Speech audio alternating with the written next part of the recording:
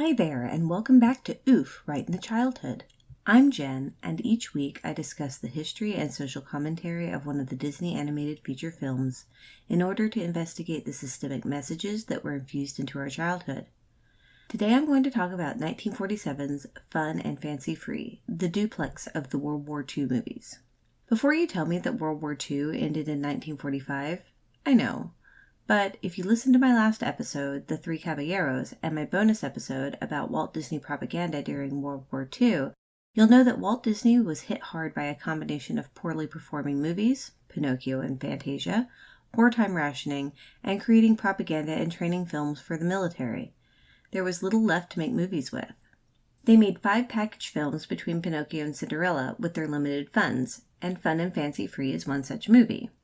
Instead of a true feature film or a compilation of 3 or more shorts, it's 2 almost movies shoved together. In fact, each of the not-quite shorts was originally planned to be a full-length movie of its own, but the studio decided to cut them down to reduce costs and release a single movie. During the production of Fantasia, 2 of the Disney animators pitched the idea of a Jack and the Beanstalk movie with Mickey, Donald, and Goofy as characters. Walt loved the idea, and they planned a full film. However, Walt's attitudes toward these animators soured during the strike mentioned in the Dumbo episode, and he dumped the whole plan. When the studio began to run low on money, Jack and the Beanstalk was brought out of the circular file. They cut a few scenes and included it in Fun and Fancy Free. In 1941, the studio started producing a movie named Bongo after a short story by Sinclair Lewis. The movie, about a bear that escaped from the circus, was intended to be the sequel to Dumbo, because that was such a happy fun time, why wouldn't we want a sequel?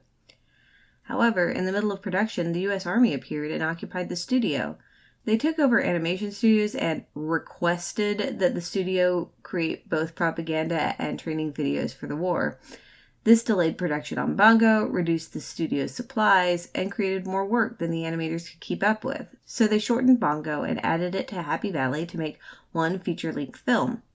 Fun and Fancy Free was the last time Walt Disney voiced Mickey Mouse. This podcast is sponsored by my patrons on Patreon. I love creating content for you, and becoming a patron on my Patreon helps me cover hosting fees and upgrade the equipment I use while allowing me to minimize ad time.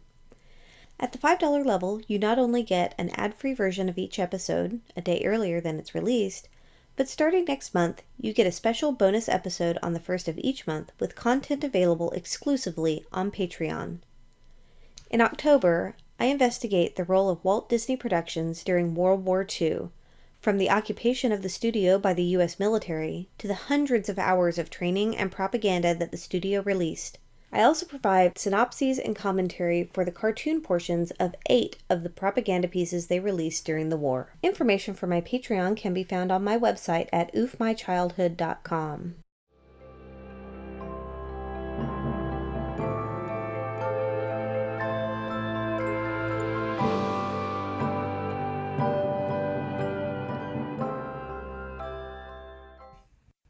All of the following is commentary on the film as I see it now in 2020.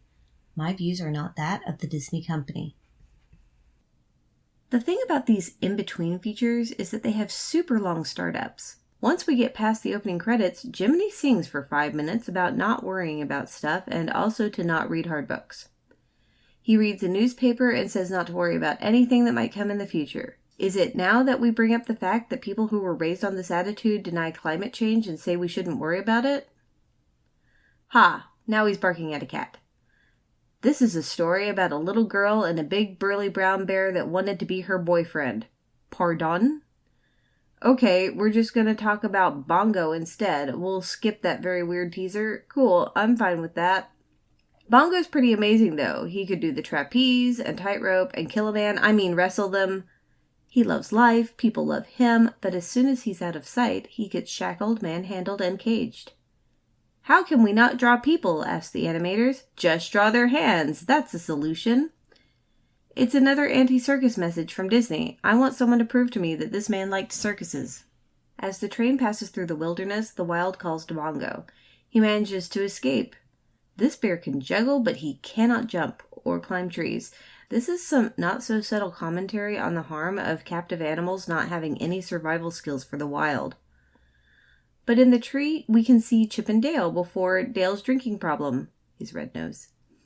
These animals are jerks. They laugh at him and make fun. I mean, I guess they've never seen a bear that never learned to climb before. But instead of being upset, he decides to roll in the daisies and be fun and fancy-free. I should have started counting how many times they say this movie's name, but it's too late now. After all the work they put into Bambi, they really cartooned up the animals for this one. And now Bongo learns that nature isn't quiet. But I have a hard time believing that the circus was super quiet to begin with, but frogs, crickets, wolves, etc. are different sounds. I'd forgotten he brought his unicycle until he tried to flee the swarm of gnats, and then the lightning came for him. He finally gets to sleep, cold and wet, but the sun rises, and there's ice. That's not a great time for a bear to be in the wild. He's hungry, but there's a fish. Of course he can't catch it. It's hilarious to watch him try. Oh, a girl bear. We know she's a girl because she stands soups cute and has a pink flower on her head like a bow, and she has those strange anthropomorphic breasts they put on all female animals. See also Bambi for my original mention of these. I'm going to take a moment and say it's pretty creepy that they do this. Bongo can't believe it. He must be so hungry that he's hallucinating a pretty girl. Is that a thing? He's going to pinch himself to be sure, and then she's gone. Nope, just behind a rock for no reason. Now she'll run. They fall in love and fly through pink heart clouds. This might be a hunger hallucination, actually. A crowd gathers, and now there's a huge bear after Bongo. Aw, this little bear cub showing his qualifications as awesome to mean old angry bear is kind of cute, if it wasn't going to lead to his untimely death. Trigger warning from here to the end of the Bongo segment. Comedic representation of domestic violence. Why? Lulu Bear stops the giant bear, and then she hit Bongo. How dare she? And again, oh, this was supposed to be desire signaling? I understand why so men are confused about mating rituals now. Oof, right in the childhood. In the middle of this, she hits Bruno by accident, and he hugs and kisses her. What? Goofy yell randomly. Okay. Then there's a song about how when a bear falls in love, they say it with a slap. And a lot of bears hitting each other to show their love. Is there, like, a scientific source for bears slapping each other to say they're in love? Or is this just a fun song that celebrates domestic violence? Bongo overhears the song, you know, because that was in the script. And he goes after Lulabelle to, slap her. Can we talk about how the big bear has a Cro-Magnon jaw? Because that's definitely intentional. Bongo's smarter than Bruno. An epic fight ensues. They go off a waterfall. Bruno can't swim, apparently, but Bongo's hat has the strongest elastic known to man that doesn't kill him, so he's okay. And then Bongo hit Lulabelle. Gah. In the original song and everything up till now, it was just the female bears hitting the male bears, and though that was cringy, a man slapping a woman to say I love you is so much worse. But now we're in love and we don't have to think too much about domestic violence. Yay! We return to Jiminy and he reads someone's mail to get to a party at the house across the way. The movie has progressed to live action for reasons, and we have creepy ventriloquist dummies that are the same size as children. Nope. We'll talk about a place called Happy Valley because everyone there is happy. There's a harp that sings about it. Someone stole the harp, and now everyone's depressed and everything dies. Has anyone checked for the harp that someone stole for 2020? Is that a thing? We're at Mickey and the Beanstalk. They're staring and sharing and sharing and staring. I remember the see-through food here. It's the saddest sandwich. And here we are at Donald's anger. He's hangry. He ate a plate, and Goofy spanked him. The 1940s, everyone! Gonna say that if the cow doesn't give milk, it's probably worth some food. I'm pretty sure that's their friend, but it is meat. And we're back to creepy puppets. Could we not? How much money do they think this cow is worth if they're going to get lobster and pancakes up to the sky? And if they weren't going to kill the non-milkable cow, what do they think is going to happen to their best friend when they sell her? Mickey sold the cow for beans. In the full-length movie, he was going to get them from Honest John in Pinocchio. And we're at Donald's temper again. Someone needs to get Donald into anger management group. Do you know what happens if we plant these beans by the light of a full moon? Yes, we get more beans. Okay, but that's more food than you had. Sure, throw them away instead. Snake charming music as the vines grow. Who made these footprints? Well, it wasn't Cinderella. Guess what the first movie made after the war was? I think this is back to early Disney Easter eggs. Come back in 3 years for Cinderella, wink wink. Would knocking on a door when you're the equivalent of an ant mean anything? Do bugs knock on our doors and we can't hear them? Questions for the ages. There's food for days. I'd be excited too. Goofy's trying to eat giant peas with a knife. Even giants made Jell-O molds in the 40s. What's that behind the Jell-O? Is that a coconut cake? It looks fuzzy. A box is talking to them. It's a lady. The lady is a harp. It's the lady harp that made the valley happy. The giant could turn himself into anything, man or beast. Is that foreshadowing or red herring? Why would the giant steal the harp? Because he's a jerk. That's why. Fee, fi, fo, fum, he, hi, ho, hum. Okay, so he can shrink and grow and fly and disappear, but he doesn't actually change into anything, so he can't turn into just anything. Since when are fee, fi, fo, fum magic words? Chocolate pot roast with pistachio gravy? What weird 40s dish is this? His sandwich has a bone in it. Tricky Mickey trying to get the giant to turn into a fly, but also he failed. Fee, fi, fo, fum, I'm the most amazing guy. Sounds like every mediocre white guy I know.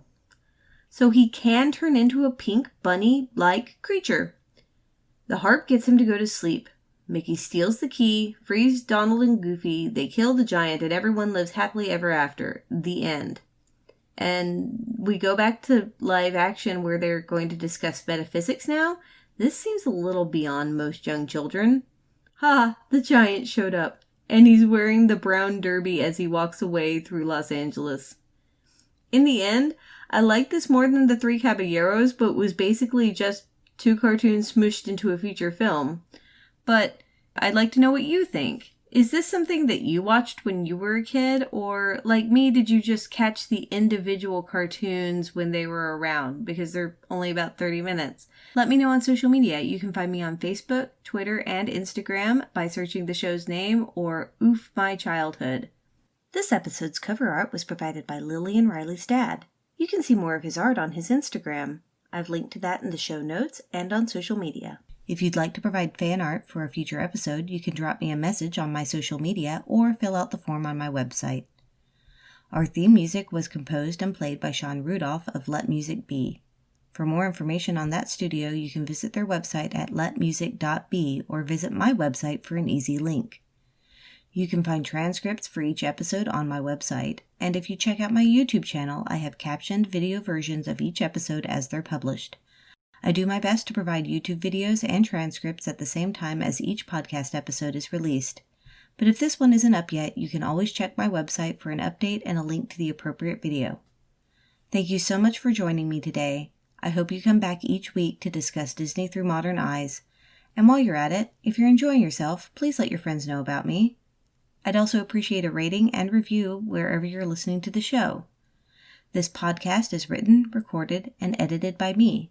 I release a new episode every Monday through Apple Podcasts, Spotify, and many, many other podcatchers.